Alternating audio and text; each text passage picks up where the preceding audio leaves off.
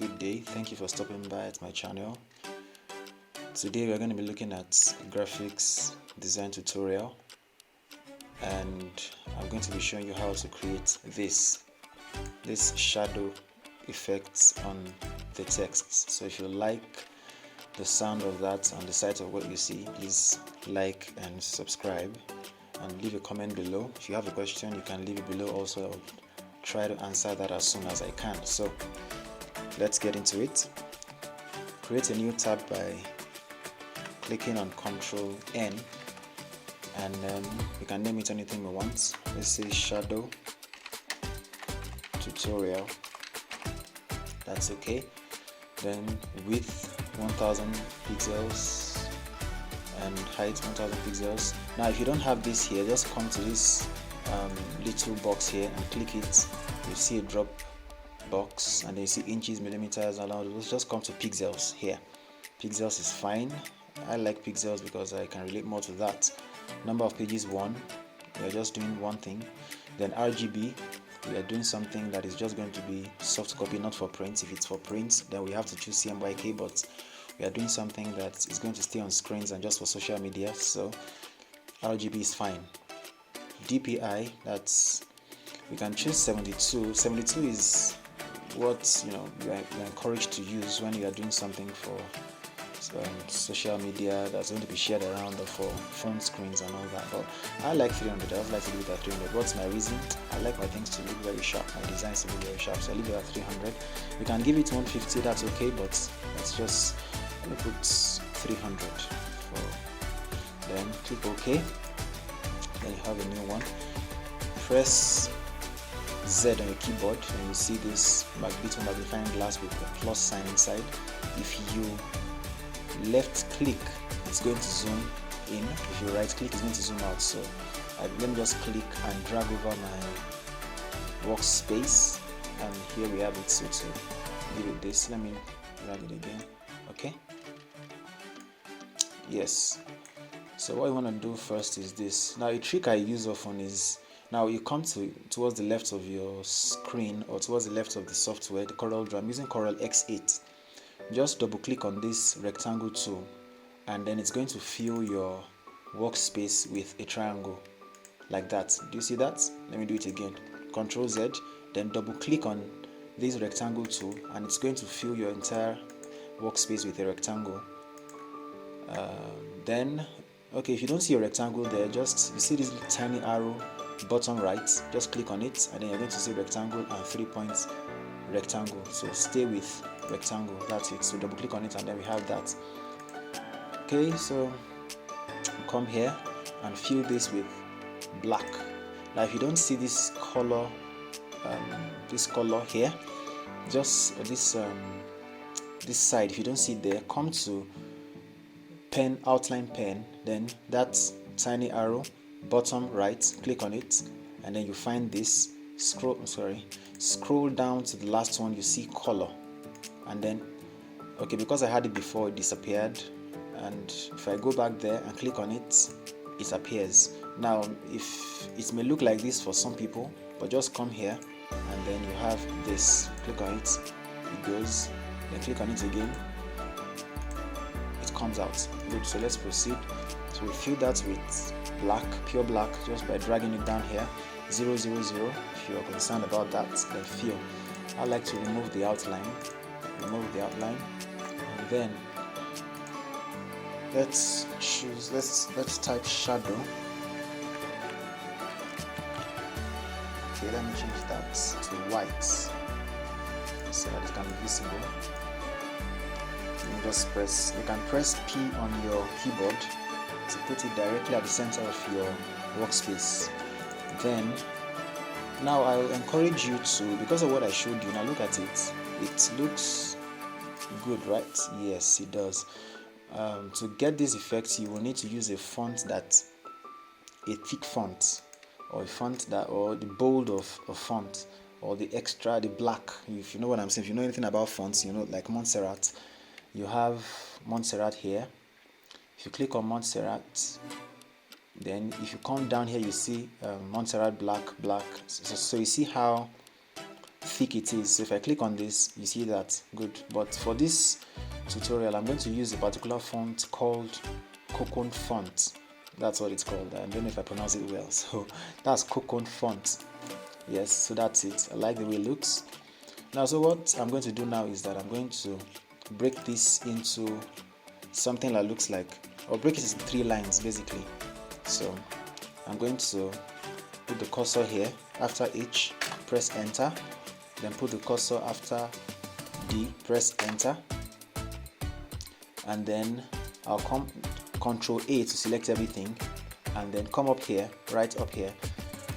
Currently it is on horizontal, sorry, it is on no alignment. It doesn't have any alignment, so we have left alignment, center alignment, right alignment, and full justify, force justify. But what we need is center alignment. Now if you note, if you look at this, you have the shortcuts here. If you learn them, they make your graphics life easier, and you are able to move very fast when you're designing. So I can press N. If I say Control A and Control N now, look at it, it went left. Control R, it goes right. Control E now, that is Control E, CTRL-E, or Command E for Mac people. Then you have that there. Good. So I'm going to press P to put my text at the center of my workspace. Then what I'm going to do is that you can press M, that is letter M, M for monkeys. Press M, and then when you press M, you're going to see these little lines and tiny arrow, one going down, one going right. Now the one going right, if you click on it, this is what happens. It pulls the text apart. Then Ctrl Z, let's bring it back. Then if you pull this one, it pulls them apart by rows. So what we need to do is I want to reduce the space between the letters. So let's do this. Okay, let's make reference to that one again. Good. So they don't really overlap, so let's leave some space between them. Now where to find this? You can come here. I believe it's here. Where is it? It's somewhere there. I just know the shortcut, but it's somewhere there.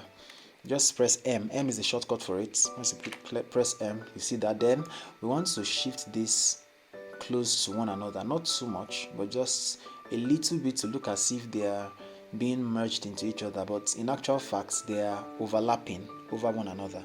If you don't break them apart, you will not know that. So let's just a bit. This is okay.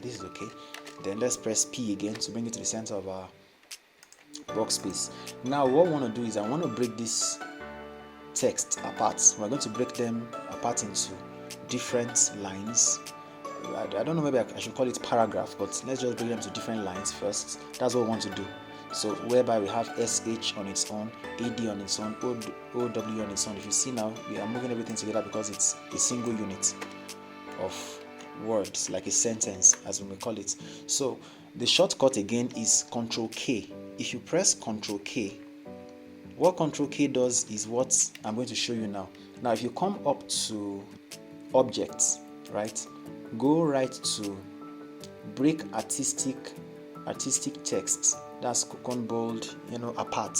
If you see that, you see Control K here. So if I click on that, it's going to break it into 3 different lines because I have 3 different lines here.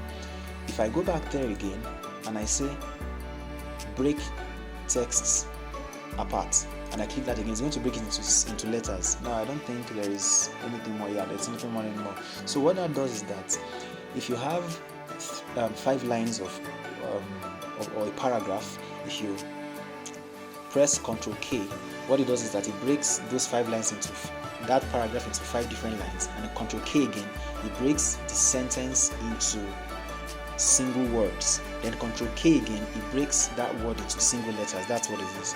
So this one was a single unit before. With Ctrl K, it comes to single one line each, and then Ctrl K again, it breaks it apart into single letters. So what we are going to do now is that we're going to select everything and come right here, drop shadow tool. We're going to choose our drop shadow tool. If you don't see your drop shadow tool, you can click on for lower versions of CorelDRAW. I'm not sure what it is, but this is X8. But if you are using anything from X6, I believe you will see it easily here. So drop shadow, click on drop shadow, and then presets. Come to presets. You can choose small shadow, but let's choose medium glow. and small glow. So let's choose medium glow. It should be the last one. For some it's at the top, but for this one just look for medium glow. So let's choose medium glow. Oh, sorry, I skipped a step. Let's Ctrl Z. Good. Now notice that it's only this one that is broken apart into single letters. So let's break this apart into single letters also. So Ctrl K breaks it apart. The next one, Ctrl K, breaks it apart. Now you need to notice something, that when we broke this apart, it broke it into single lines, right? Then we broke it again, then it broke just this one, the topmost one. That's because when you break it apart, only one of the lines will be selected. Then when you break that apart again, only one letter will be selected. You understand? So you have to go manually to break the next line and the next line. So let's move now. Shadow, medium glow, and then come to this place here, this mode, then click on multiply, then come to shadow color, change from CMYK to RGB. Very important, please, so that when you are exporting you won't see difference in hue or shade of what you are doing. So click on RGB, then come here, choose black, pure black, then that's okay. Then we can come here. Usually you can choose between 50 and 60. Let's go to 60. 60 is fine. Good. And there you go. This is it. So you can make it a little bit more funky for whatever reason. I don't know what you are trying to create, but let's do this. Create a rectangle around it. This, then change the outline to something thicker, and we have this. And you may decide to change the color. Really, that's up to you, but this is what I promised we're going to do. Now you could select, let's bring this up, shift page up will bring the text up to bring it to the foremost layer. You could take this one and shift page up and bring it this way. You could change the layers where you find those words. You see that. So just to bring in some variety into it, you could change it. And how you can do that is this: you select it, come to object, and then you're going to see order. In order, you're going to see all this there. So shift page up, shift page down, all the shortcuts are just there. So that is it, and thank you very much for watching. Please remember to like, subscribe, and share with someone that might need this. Thank you very much. Have a nice day.